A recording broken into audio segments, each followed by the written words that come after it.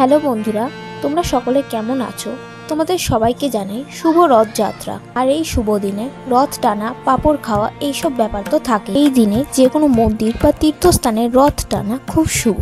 তো দেখো, আমিও একদম সেজে গুজে তৈরি হয়ে গেছি, কারণ আমাদের বাড়ির সামনের মন্দিরের থেকেও রথ বের হয়, তো সেখানে যাওয়ার জন্য। যে মন্দির বাড়ির কথা আমি বলছিলাম, এই হচ্ছে সেই মন্দির বাড়ি।